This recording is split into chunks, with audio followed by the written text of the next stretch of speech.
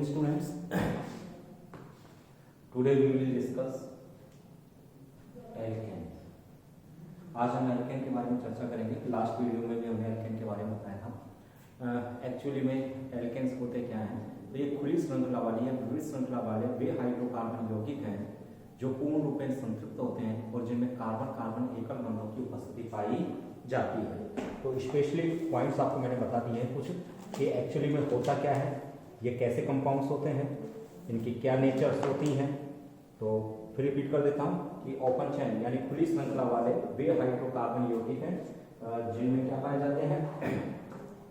तो खुली श्रृंखला वाले वे हाइड्रोकार्बन यौगिक जिनमें समस्त कार्बन परमाणु कैसे होते हों, sp3 संकरित होते हों और परस्पर एकल बंधों द्वारा जुड़े होते हों. sp3 संकरित होते हों, परस्पर एकल बंधों द्वारा जुड़े हों, वो क्या कहलाते हैं, एल्केन्स. रिपीट कर रहा हूँ, एल्केन्स क्या होता है, एल्केन खुली श्रृंखला वाले या विविध श्रृंखला वाले, ओपन चेन कंपाउंड है इसलिए विविध श्रृंखला वाले या खुली श्रृंखला वाले वे हाइड्रोकार्बन यौगिक हैं जो एक दूसरे से परस्पर एकल बंधों द्वारा जुड़े रहते हैं और जिनमें कार्बन श्रृंखला के समस्त कार्बन परमाणु sp3 हाइब्रिडाइज्ड या sp3 संकरित होते हैं. एल्केनों का सामान्य सूत्र मैं बता चुका हूँ कि एल्केनों का सामान्य सूत्र क्या होता है, CnH2n+2 होता है. इस आधार पर एल्केन सजातीय श्रेणी का निर्माण होता है और ऐसा कि एल्केनों में CH4, C2H6, C3H8, C4H10, C5H12, C6H14, C7H16, C8H18, C9H20. Repeat कर देता हूँ, CH4, C2H6 समेत दो का डिफरेंस करते जाइएगा. C3H8, C4H10, C5H12, C6H14, C7H16, C8H18 and then C9H20 और C10H22. तो ये तो हो गई आपकी क्या अशाखित एल्केन जो CH4 थी, ये हो गई मेथेन, ये हो गई आपके एल्केन, ये आ गई आपके प्रोपेन, ये हो गई आपके butane,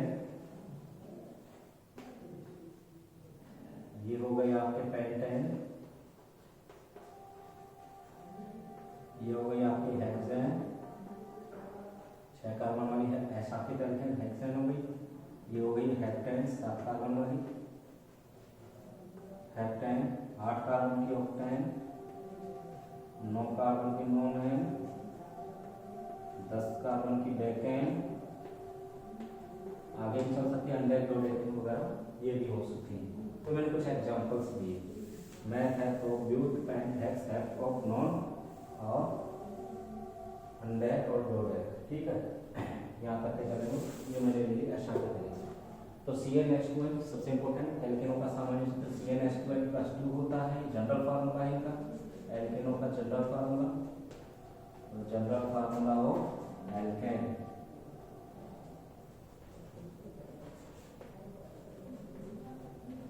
CnH2n+2 general formula of alkane. एल्केनों का सामान्य सूत्र है.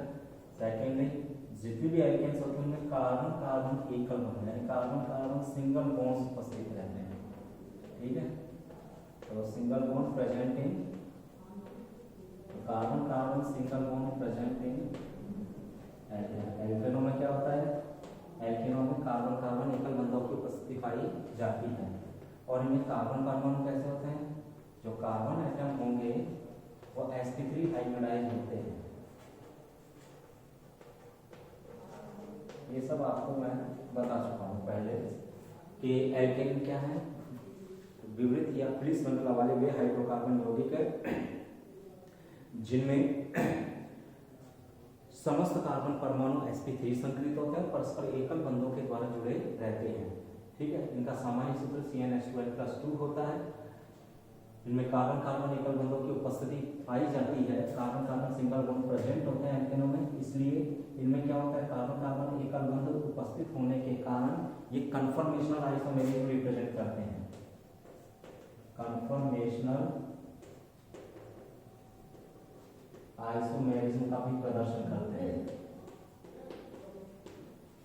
ये सरूपन समानता का प्रदर्शन करते हैं क्योंकि इनमें कार्बन कन्फर्मेशनल आइसोमेरिज्म क्यों प्रेजेंट करते हैं? तो कंफर्मेशन आइसोमेरिज्म स्वरूपन समानता का प्रदर्शन करते हैं ड्यू टू इसमें क्या पाया जाता है? कार्बन कार्बन एकल बंध का मुक्त घूर्णन। तो ड्यू टू फ्री रोटेशन हो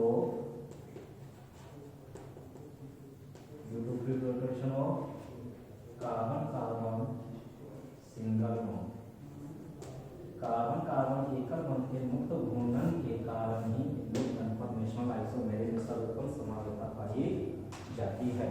ओके स्टूडेंट्स, नेक्स्ट इसी में हम आगे बात करते हैं चोक्स। कहाँ गए चोक्स? हाँ, इसी में हम बात करते हैं कार्बन कार्बन एकल बंध का मुक्त घूर्णन पॉसिबल होता है हमने कहा। तो ये स्वरूपन समानता कंफर्मेशनल आइसोमेरिज्म देते हैं due to free rotation of carbon carbon single bond. Okay students, तो यहाँ तक का आपको आ गया होगा। फिर रिपीट कर देता हूँ। जनरल फार्मूला एल्केनों का सामान्य सूत्र CnH2n+2 होता है और इनमें कार्बन कार्बन एकल बंधों की उपस्थिति पाई जाती है। कार्बन कार्बन एकल बंधों के मुक्त घूर्णन के कारण ये कंफर्मेशनल आइसोमेरिज्म स्वरूपन समानता देते हैं। इनके स्वरूपन बनते हैं जो आपने पढ़ रखे हैं रिसेंटली ईयर्स में, जनरली में आपने पढ़ा है सोहास प्रक्षेपण फार्मूले में। लेकिन हम देखते हैं 3 प्रकार के स्वरूपन, ग्रस्त, सांतरिक। आपने देखा होगा इक्लिप्स और स्टेगर्स, ग्रस्त, सांतरिक और स्क्यू, 3 प्रकार के स्वरूपन आपने स्पेशली देखे हैं। और कार्बन एटम में sp3 हाइब्रिडाइज भी होते हैं, sp3 संतुलित होते हैं, जो कि इनमें कार्बन परमाणुओं का जो एल्केन्स होती है, एल्केनों में उपस्थित समस्त कार्बन का जो एल्केन्स होती हैं, एल्केनों में समस्त कार्बन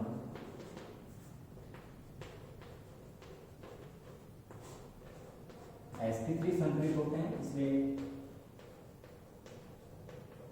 एल्केनों में समस्त कार्बन sp3 संतुलित होते हैं। इसलिए इनकी आकृति कैसी होगी? जो एल्केन्स होते हैं इनकी शेप कैसी होती है? इनकी शेप की हम बात करते हैं कि आकृति कैसी होगी? टेट्राहेड्रल, चतुष्फल की आकृति है ये बोलते हैं। ओके, क्योंकि इनमें समस्त कार्बन परमाणु sp3 संतुलित होते हैं, इसलिए इनकी आकृति चतुष्फल की होती है। बॉन्ड एंगल कितना होगा जब शेप इनकी टेट्राहेड्रल है? तो बंध कोण के मान एल्केनों में समस्त कार्बन कार्बन एकल बंध कोण के मान कितने पाए जाएंगे? 109 डिग्री 20 एरिया। ठीक है, तो इनकी शेप होती है टेट्राहेड्रल, चतुष्फल की होती है। बॉन्ड एंगल के मान 109 डिग्री 28 मिनट्स होते हैं और इनमें समस्त कार्बन sp3 संतुलित होते हैं। एल्केनों में कार्बन कार्बन एल्केनों में 2 प्रकार के 2 टाइप बॉन्ड प्रेजेंट होते हैं। एल्केनों में 2 प्रकार के बंध होते हैं, 2 टाइप बॉन्ड्स इन एल्केन्स। 2 प्रकार के बंध यहाँ प्रेजेंट होते हैं। एक तो होता है कार्बन कार्बन एकल bond, carbon carbon bond single bond, और एक होता है कार्बन हाइड्रोजन सिंगल बॉन्ड। 2 प्रकार के बंध यहाँ पाए जाते हैं। तो एल्केनों में 2 टाइप सिग्मा बॉन्ड, ये जो बंध होते हैं कार्बन कार्बन एकल बंध है, तो यहाँ 2 टाइप सिग्मा बॉन्ड्स प्रेजेंट होते हैं। एल्केनों में उपस्थित जो बंधन होंगे वो कैसे होंगे? सिग्मा बंध होते हैं, पाई बंधन यहाँ नहीं होता है। चूंकि सैचुरेटेड कंपाउंड होते हैं, संतृप्त होते हैं, तो एल्केनों में कार्बन कार्बन एकल बंधों की उपस्थिति के कारण ये पूर्णतया संतृप्त यौगिक होते हैं। ये इनमें उपस्थित सहसंयोजी आबंध सिग्मा होते हैं। तो इनमें उपस्थित 2 प्रकार के बंधन होते हैं जो कि सिग्मा सहसंयोजी बंध होते हैं। एक तो होते हैं कार्बन कार्बन बंध और एक होता है कार्बन हाइड्रोजन बंध। कार्बन कार्बन एकल बंध लंबाई के मान होते हैं 154 पिकोमीटर और कार्बन हाइड्रोजन बंध लंबाई के मान होते हैं 110 पिकोमीटर। ओके स्टूडेंट, अब जिसकी बंध लंबाई 154 पिकोमीटर है, जिसकी बंध लंबाई कितनी? कार्बन हाइड्रोजन बंध लंबाई के मान 110 पिकोमीटर। तो जो बंध लंबाई का मान कम होगा उसकी बंधन ऊर्जा ज्यादा, तो इसकी जो बॉन्ड एनर्जी होगी, तो कार्बन हाइड्रोजन बंध की बॉन्ड एनर्जी की अगर हम बात करें तो यहाँ बॉन्ड एनर्जी के मान कितने होंगे? तो बॉन्ड एनर्जी किसकी? यहाँ कार्बन कार्बन बंध की, और यहाँ बॉन्ड एनर्जी किसकी? कार्बन हाइड्रोजन बंध की। तो कार्बन हाइड्रोजन बंध की बंधन ऊर्जा के मान, चूंकि बंध जितना छोटा होगा बंधन ऊर्जा ज्यादा होगी, तो वो होती है 99 किलो कैलोरी प्रति मोल। जबकि कार्बन कार्बन बंध ऊर्जा के मान, चूंकि कार्बन कार्बन बंध लंबाई कितनी है? 154 पिकोमीटर।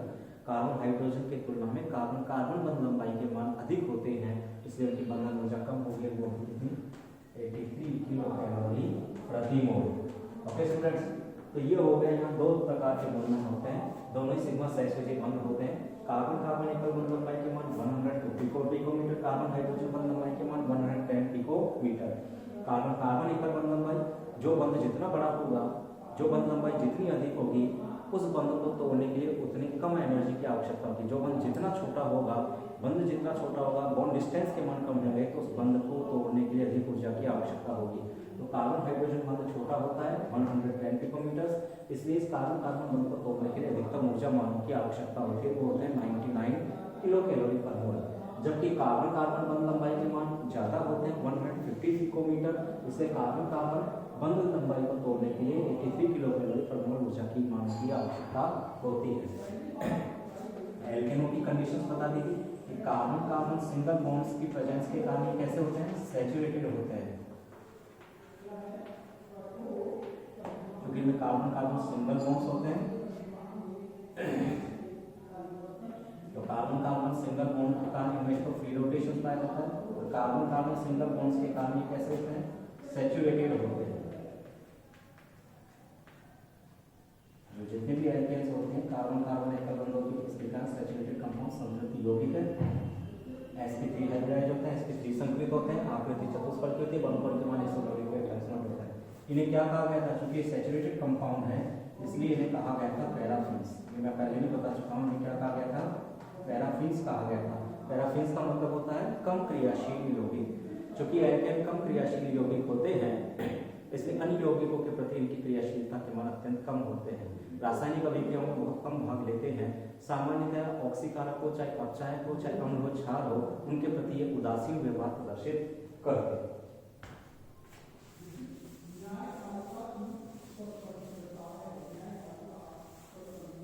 अब बात कर रहे थे कि नामकरण की, ये मैंने कुछ डिटेल्स आपको बता दी हैं। अब नामकरण की हम बात कर रहे थे नोमेनक्लेचर की, तो सबसे पहले अशाखित एल्केनों का नामकरण और शाखित समूहीय एल्केनों का नामकरण। तो एल्केनों के नामकरण में चाहे वो शाखित हो चाहे वो अशाखित हो,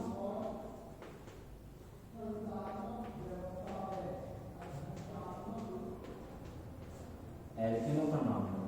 अब एल्केनों के नामकरण के लिए हमने लिया था उस दिन तक, क्योंकि रिसेंटली लास्ट वीडियो में मैं आपको काफ़ी कुछ बता चुका हूँ, फिर भी मैं थोड़ा सा आपको बता रहा हूँ, क्योंकि हम यहाँ अभी आगे एल्केन मूलक के बारे में देखेंगे। तो एल्केनों के नामकरण के लिए चाहे वो अशाखित हो, क्योंकि एल्केन कितने टाइप्स की हो गई, देखो दो प्रकार की हो सकती है एल्केन्स। एक तो होती है जो एल्केन्स होगी, एक तो होती है अनब्रांच्ड एल्केन और एक होती है ब्रांच्ड एल्केन।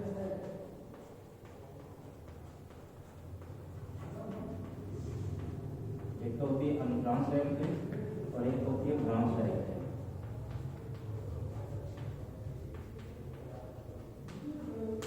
दो प्रकार के एल्केन्स होती है, तो अनब्रांच्ड यानी अशाखित एल्केन और एक होती है ब्रांच्ड एल्केन यानी शाखित एल्केन। देखो शाखित जो एल्केन होंगी, जो शाखित एल्केन होती है उनमें साइड चेन की उपस्थिति पाई जाती है। यानी शाखित एल्केनों में क्या पाई जाती है, इनमें साइड चेन प्रेजेंट होती है, पार्श्व श्रृंखलाओं की उपस्थिति पाई जाती है, इनमें साइड चेन प्रेजेंट होती है। जबकि अनब्रांच्ड एल्केन होती है, इनमें साइड चेन प्रेजेंट नहीं होती। ओके स्टूडेंट्स, अनब्रांच्ड एल्केन्स में साइड चेन प्रेजेंट,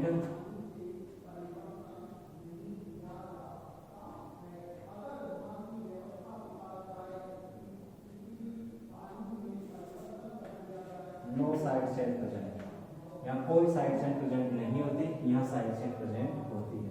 तो अशाखित एल्केन में एग्जांपल लिया, जैसे कि एक अशाखित एल्केन है CH3 CH2 CH2 and then CH3, इसका नाम लिया जाएगा।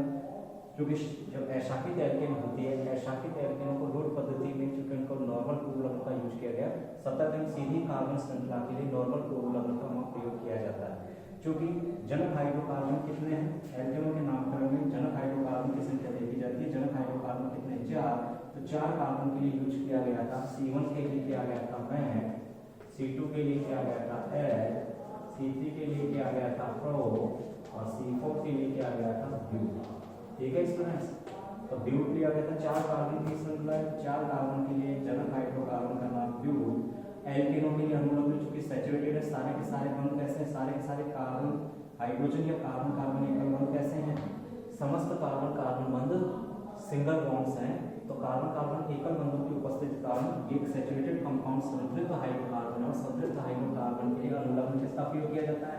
एन अनुलग्न का प्रयोग किया जाता है। तो ब्यूट प्लस एन, जनक हाइड्रोकार्बन श्रृंखला में कार्बन की संख्या 4, इसलिए ब्यूट, और सफिक्स कार्बन कार्बन एकल बंधों के कारण चूंकि एक सैचुरेटेड हाइड्रोकार्बन है पैराफिन है, इसलिए इसमें अनुलग्न एन का प्रयोग किया जाएगा। और पूर्णलग्न रूप में हमको यूज करेंगे तो पूर्णलग्न हम देखेंगे कोई प्रतिस्थापी मौजूद नहीं है, इसलिए और सतत सीधी श्रृंखला के लिए नॉर्मल पूर्णलग्न का यूज किया जाता है गुण पद्धति में, तो इसका नाम गुण पद्धति में हो जाएगा एन ब्यूटेन। ये एन ब्यूटेन तो हो गया आपके ट्राइबल सिस्टम में नाम, परंतु अगर बात करें अब इसकी ये नाम तो गुण पद्धति में हुआ एन ब्यूटेन। आईयूपीएसी पद्धति में इसका नाम क्या होता? तो आईयूपीएसी पद्धति में इसे क्या कहा जाता है? एज इट इज, इसको हम कह देते हैं ब्यूटेन। अब ब्यूटेन तो अलग अलग प्रकार के होते हैं, लेकिन इसके normal butane as it is अधिग्रहित किया गया, ठीक है। इसको एन ब्यूटेन भी कह सकते हैं, ब्यूटेन भी कह सकते हैं।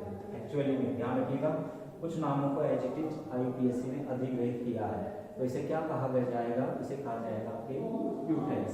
ओके स्टूडेंट्स, तो ये आपके हो जाएगा नॉर्मल ब्यूटेन कह सकते हैं। सतत एवं सीधी श्रृंखला के लिए नॉर्मल पूर्वलग्न का प्रयोग किया जाता है, ट्राइबल सिस्टम हो या आईयूपीएसी सिस्टम हो। इसके अलावा इसको क्या कहेंगे? सपोज कीजिए इसका भी कोई आइसोमर्स बनता होगा, नहीं बनता है, तो शाखा समवायता का प्रारंभ यहाँ हो जाता है। समवायता में पढ़ेंगे 3 कार्बन की श्रृंखला, इसके प्रो प्लस 10, ये इसका नाम हो जाएगा आपके कौन सा? इसका नाम हो जाएगा आईयूपीएसी में प्रोपेन, ठीक है। और रूट पद्धति में भी इसे प्रोपेन ही कहा गया है।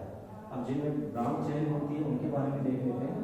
ब्रांच चेन होती है जिनमें साइड चेन की उपस्थिति पाई जाती है, यानी पार्श्व श्रृंखलाओं की उपस्थिति देखने को मिलती है। जैसे एग्जांपल लिया CH3C, CH3, CH3, CH2, CH3, बहुत सारे एग्जांपल लेंगे, यहीं पे क्लियर कर लेते हैं सारे एग्जांपल्स।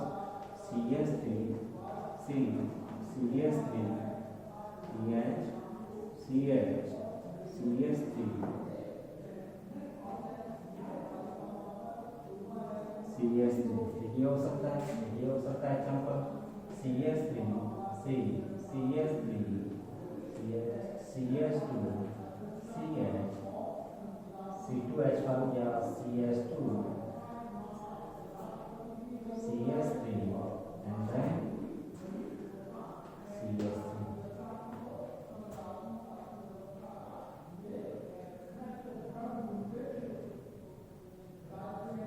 यहाँ हम इसको ये यूज कर रहे हैं, ठीक है स्टूडेंट्स। और एक हम ले सकते हैं CH3, C, CH3, CH3 and then CH3, ये भी ले सकते हैं, ये भी ले सकते हैं CH3, CH2, CH, CH3,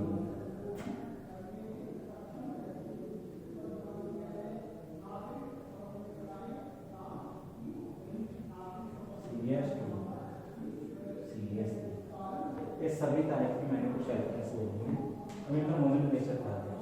देखो शाखित समावयव एल्केनों में, इसमें भी अशाखित एल्केनों में तो कोई ब्रांच ही नहीं होती, इसलिए मुख्य कार्बन परमाणु की श्रृंखला जो इसमें मेन कार्बन चयन होंगे उसमें सर्वाधिक कार्बन परमाणु होंगे, उसी को चयन किया जाता है। और उसमें जनक हाइड्रोकार्बन, कार्बन परमाणु की संख्या के आधार पर जनक हाइड्रोकार्बन का नाम लिखा जाता है। उसके पश्चात जो कि संतृप्त हाइड्रोकार्बन के लिए अनुलग्न एन का प्रयोग किया जाता है एल्केनों के लिए, तो एन अनुलग्न लगाएंगे। और पूर्णलग्न रूप में अगर कोई समूह होगा या कोई गुण पद्धति का यूज करेंगे तो वहाँ एन आइसोनियो पूर्णलग्न यूज किया जाता है, वरना इसमें कोई एन आइसोनियो का आईयूपीएसी में कभी भी नॉर्मल आइसोनियो का पूर्णलग्न का प्रयोग नहीं होता है, बता देता हूँ। इसलिए ब्यूटेन था उसको ब्यूटेन ही कहेंगे और गुण पद्धति से एन ब्यूटेन कहेंगे। तो यहाँ प्रोपेन हमने ले लिया था, ब्यूटेन की हमने बात कर ली थी। यहाँ बात कर रहे हैं साइड चेन प्रेजेंट होती है, तो उनमें क्या होगा? तो जिन एल्केनों में पार्श्व श्रृंखलाओं की उपस्थिति पाई जाती है, जिनमें प्रतिस्थापी समूह पाए जाते हैं, ऐसी एल्केनों के नामकरण में सर्वप्रथम उस कार्बन श्रृंखला का चयन करते हैं जिसमें अधिकाधिक प्रतिस्थापी समूह मौजूद हो, ठीक है। सर्वाधिक लंबी सर्वाधिक कार्बन परमाणुओं की उस मुख्य कार्बन श्रृंखला का चयन करना है जिस पर सर्वाधिक मात्रा में प्रतिस्थापी समूह मौजूद।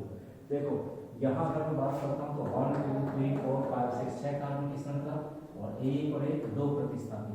यहाँ बात करता हूँ तो 1 2 3 4 5 6, ध्यान रखिएगा 1 2 3 4 5 6 6 कार्बन की श्रृंखला ये हो सकती है।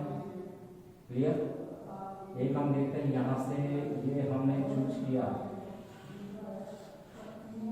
1 2 3 4 5 6 6 कार्बन की श्रृंखला ये हो सकती है। और प्रतिस्थापी समूह कितने हो गए? अभी 1 और 1 2, ठीक है। और क्या हो सकता है? ये भी हो सकता है 1 2 3 4 5 6 6 कार्बन की श्रृंखला ये भी हो सकती है 1 2 3 4 5 6। तो यहाँ भी 1 और 1 2 प्रतिस्थापी हो गए। तो 6 कार्बन से ज्यादा 7 कार्बन की कोई श्रृंखला दिखाई नहीं गई। तो 6 कार्बन की 3 प्रकार की श्रृंखलाएं, उस श्रृंखला का चयन करना है, उस श्रृंखला का चयन करना है जिसमें प्रतिस्थापी समूह सर्वाधिक हो, सभी में 2 2 प्रतिस्थापी मौजूद हैं। अब हम देखते हैं किस श्रृंखला का चयन करेंगे। देखो अगर हम इस श्रृंखला का चयन करते हैं, स्पेशली केस ले रहा हूं मैं, एक केस देखते हैं और क्रमांकन भी देखेंगे।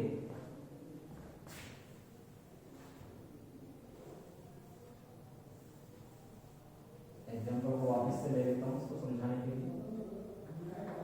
CH3 CH CH3 CH2 CH CH2 CH3 CH2 CH3। ये एग्जाम्पल था 1 2 3 4 5 6। मान लीजिए 6 कार्बन की इस श्रृंखला का चयन करना है, ठीक है। तरीके से समझाएंगे। अगर 6 कार्बन परमाणु, अगर 6 कार्बन परमाणु के इस मुख्य कार्बन श्रृंखला का चयन कर लें तो 2 प्रतिस्थापियां मौजूद हैं। तो हम देखते हैं कि प्रतिस्थापी समूह का नामकरण करते हैं। इधर से प्रतिस्थापी का क्रमांकन करें, हमने कहा कि सर्वाधिक हम उस कार्बन श्रृंखला का चयन करते हैं जो अधिकाधिक प्रतिस्थापी समूह युक्त होती है। तो शाखित एल्केनों में हमने इस 6 कार्बन वाली श्रृंखला का चयन किया। 6 कार्बन परमाणु के इस मेन कार्बन चयन को चूज करते हैं जिसमें 2 प्रतिस्थापी हैं। प्रतिस्थापी समूह का क्रमांकन यहाँ से करेंगे इधर 1 2 3 4 5 6, ठीक है। तो यहाँ पर क्रमांकन करेंगे तो दूसरे पर आ रहा है, चौथे पर। तो प्रतिस्थापी समूह के क्रमांकों का योग कितना हो रहा है? 6। अगर हम क्रमांकन इधर से करते 1 2 3 4 5, तो इसमें 3 पर और 5 पर आता है, तो क्रमांकों का योग कितना हो गया? क्रमांकों का योग हो गया 8। तो हमेशा ध्यान रखना, सर्वाधिक लंबी कार्बन श्रृंखला में प्रतिस्थापी समूहों का क्रमांकन उस तरफ से करते हैं जिधर से समस्त प्रतिस्थापियों के क्रमांकों का योग न्यूनतम प्राप्त होता है। यानी क्रमांकन इधर से होगा, उधर से कभी नहीं होगा। Okay student. या हम ये कह सकते हैं कि प्रतिस्थापी समूह जिस सिरे के निकट होते हैं हमेशा उस सिरे की ओर से ही क्रमांकन दिया जाता है।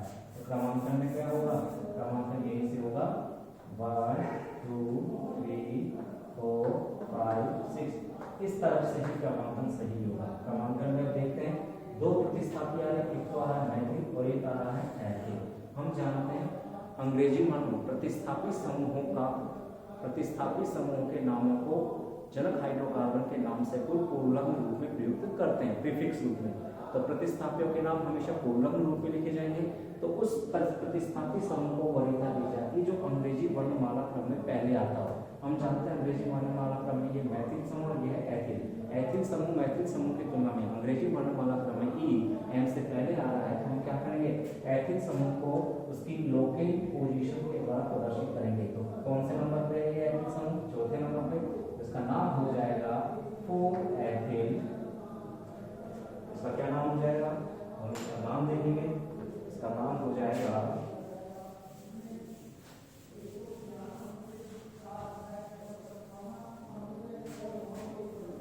कंपाउंड का हम नाम देते हैं, इसका नाम करेंगे तो ये हो जाएगा 4 एथिल। डैश लगा के ध्यान रखना, लोकेट पोजीशन और नाम के बीच में क्या लगाएंगे? हाइफन या डैश का यूज करेंगे। 4 एथिल क्या आ जाएगा? कौन से पोजीशन पे है? 2 पर मैथिल है, वही डैश 2 मैथिल 4 एथिल 2 मैथिल। जनक हाइड्रोकार्बन 1 2 3 4 5 6 6 कार्बन का है X प्लस N हेक्सेन। तो 4 एथिल 2 मैथिल हेक्सेन, ये इसका नामकरण हो। अब सपोज कीजिए अगर मान लीजिए इस कार्बन श्रृंखला का चयन ना करते, 6 कार्बन की ये श्रृंखला चयनित ना करते और हम चयनित कर देते ये श्रृंखला,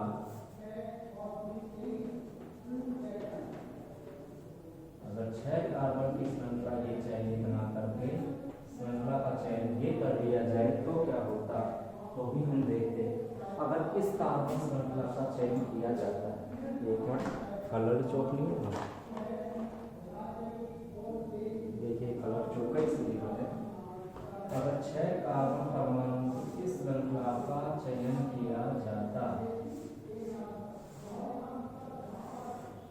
तो क्या होगा, क्रमांकन इधर से 1 2 3 4 5 6 2 और 4 पर आता, ये भी वही होता।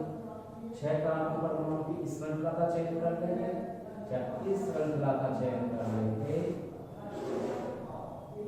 1 2 3 4 5 6, तो भी 2 और 4 पर ही क्या आता, ग्रुप साथ। तो यहाँ कोई से भी श्रृंखला चयन कर ले, सभी में लोकेट पोजीशन एक जैसी है प्रतिस्थापन की, इसलिए इसका नाम क्या होगा सही, 4-ethyl 2-methyl hexane. Okay students, क्रमांकन कहीं से भी कर दो, चाहे हम ये यूज करें चाहे ये यूज करें। मान लीजिए मैंने ये वाली श्रृंखला चयन कर, तो उस स्थिति में नामकरण क्या हो जाएगा, 1 2 3 4 5 एंड 6, 2 और 4 पर तो क्या हो जाएगा 4-ethyl 2-methyl हेक्सेन। ठीक है, अब बात करते हैं इसकी, इसका नोमेनक्लेचर क्या होगा, या 3 कार्बन की श्रृंखला कोई से भी चयन कर लीजिए, 3 कार्बन की ये श्रृंखला चूज कीजिए या 3 कार्बन की श्रृंखला का चयन करिए। प्रतिस्थापी समूह एक ही कार्बन पर संलग्न है, मध्यवर्ती कार्बन पर, जिसको पोजीशन 2 मिली है, क्रमांकन चाहे इधर से करें क्रमांकन इधर से करें, इसको पोजीशन 2 ही मिलेगी, नाम क्या हो जाएगा। प्रतिस्थापी समूह भी अगर एक समान प्रकार के हों तो अंग्रेजी वर्णमाला क्रम में प्रतिस्थापियों को पूर्ण रूप प्रयुक्त किए जाने से पहले ये ध्यान रखा जाए कि अगर प्रतिस्थापी समूह भी एक समान प्रकार के हों तो उनके नाम से पूर्व डाई ट्राई टेट्रा इत्यादि पूर्वलग्नों का यूज कर लेते हैं। अगर प्रतिस्थापी समूह 2 एक समान प्रकार के हैं तो डाई पूर्वलग्न यूज होगा, तो इसका नाम क्या हो जाएगा 2 लोकेट पोजीशन दोनों की 2 आएगी, दूसरे कार्बन पर तो 2 dimethyl 2 dimethyl propane, ये इसका नाम हो जाएगा। Okay students, 2 dimethyl propane इसका नाम हो जाएगा। आईयूपीएससी में नाम इसका हो जाएगा 2 डाई मेथिल प्रोपेन। अगर रूट पद्धति की मैं बात करूं तो रूट पद्धति में इसका नाम क्या हो जाएगा, नियोपेंटेन। 5 कार्बन का है, पूर्वलग्न क्या यूज हो गया, सेकंड लास्ट कार्बन पर 2 मेथिल ग्रुप प्रेजेंट है तो नियो पूर्वलग्न का यूज करते हैं। 5 कार्बन का जनक कार्बन हाइड्रोकार्बन 5 कार्बन, इसलिए एल्केन हो गई पेंटेन, तो नियोपेंटेन ये यूज हो जाएगा किसमें, ट्राइबल सिस्टम में। रूट पद्धति में इसका नाम या कॉमन सिस्टम में इसका नाम क्या हो जाएगा, अगर हम साधारण पद्धति पढ़े तो साधारण पद्धति कॉमन सिस्टम में इसका नाम हो जाएगा नियोपेंटेन। ओके, और इसी का नाम क्या है 2 डाइमेथिल प्रोपेन। आईयूपीएससी में बात कर रहे हैं इस कंपाउंड्स की। इस कंपाउंड की बात करें तो यहाँ देखिएगा 4 कार्बन की सर्वाधिक लंबी मुख्य कार्बन श्रृंखला का चयन करते हैं, तो 4 कार्बन की उस श्रृंखला का चयन करेंगे जिसमें अधिकाधिक प्रतिस्थापी समूह मौजूद, कितने प्रतिस्थापी 2, तो क्रमांकन किधर से करेंगे, क्रमांकन प्रतिस्थापी समूह मुख्य कार्बन श्रृंखला पर साइड चेन के रूप में मौजूद हो तो क्रमांकन उस सिरे से किया जाता है जिधर से प्रतिस्थापी समूह निकटतम स्थिति में पाए जाते हैं। इधर से क्रमांकन होगा 1 2 3 4, क्या हो जाएगा 2 डाइमेथिल 2 डाइमेथिल ब्यूटेन। 4 कार्बन है, 4 कार्बन की श्रृंखला के लिए एल्केन यूज की जाएगी ब्यूटेन, और प्रतिस्थापी क्या है 2 मेथिल समूह, एक ही कार्बन पर है इसलिए 2 डाइमेथिल ब्यूटेन। ये तो हो गया इसका आईयूपीएससी में नाम, आईयूपीएससी में हो गया इसका। अब हम बात करते हैं इसका रूट पद्धति में नाम क्या हो जाता है। सेकेंड लास्ट कार्बन पर क्या है 2 मेथिल समूह, हम इसको बोल देते नियो पूर्वलग्न का यूज किया जाता सामान्य पद्धति में नियो, और 6 कार्बन के लिए हेक्सेन, ये कहलाता नियो हेक्सेन। ये किसमें होता, ये नाम होता है इसका कॉमन सिस्टम में। सामान्य पद्धति में जो इसका नाम यूज किया जाता है वो क्या होता नियो हेक्सेन। ओके स्टूडेंट्स, तो बात करते हैं इस वाले एग्जांपल्स की। यहाँ मैंने लिया वही 4 कार्बन की श्रृंखला का चयन करना है, क्रमांकन चाहिए इधर से करें इधर से करें, क्योंकि दोनों जगह क्या है मेथिल समूह आ रहा है, प्रतिस्थापी समूह एक समान है, तो यहाँ कर सकते हैं 1 2 3 4, चाहे 1 2 3 4 बात वही है। दूसरे और तीसरे पर मेथिल समूह समान है, इसलिए क्या यूज किया जाएगा डाई शब्द यूज किया जाएगा डाई मेथिल, तो दूसरे और तीसरी पोजीशन पे देना है, तो इसका नाम हो जाएगा 2,3 dimethyl 2,3 dimethyl butane. Okay student, ये हो जाएगा 2,3 डाइमेथिल ब्यूटेन।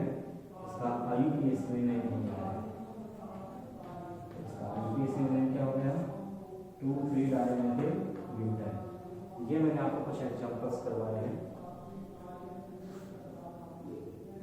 और अगर रोड पद्धति कॉमन सिस्टम में हम देखें तो पूरा समूह एक बन जाता, इसको कहते हैं आइसोप्रोपिल।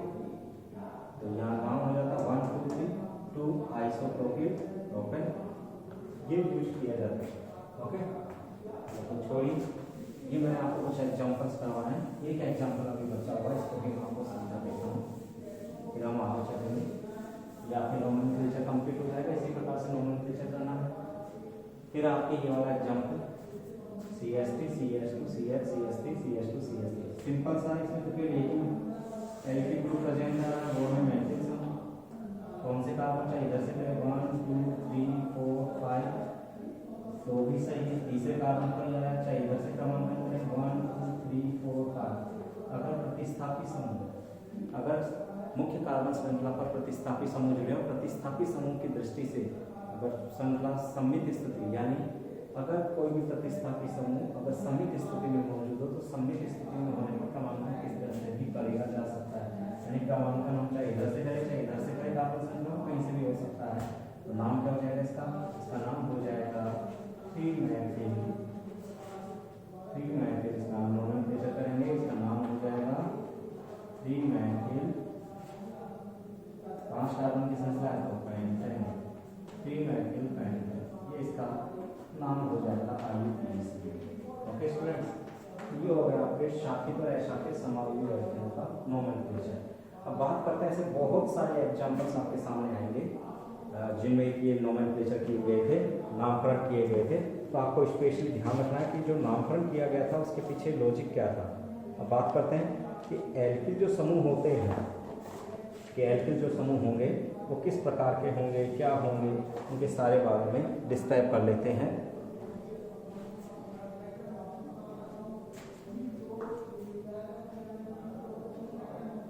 ओके स्टूडेंट्स, यहाँ देखते हैं, ये तो हो गया था नोमेनक्लेचर का वो।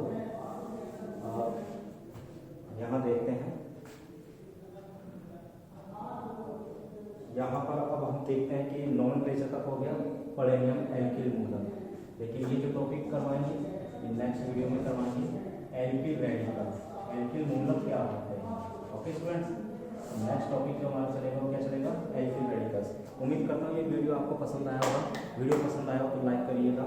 नोमेनक्लेचर तक का मैंने वापस से एक बार रिपीट करवा दिया है आपको, जो कुछ कमियाँ रही हो तो सब कुछ सुधार लिए। पहले वाले मैंने डायग्राम बनाया था टेट्राहेड्रल का, और इसमें नोमेनक्लेचर में आपको पूरा बता दिया गया। ठीक है, उम्मीद करता हूँ वीडियो पसंद आया होगा। वीडियो पसंद आया तो लाइक करिएगा। Okay, thank you.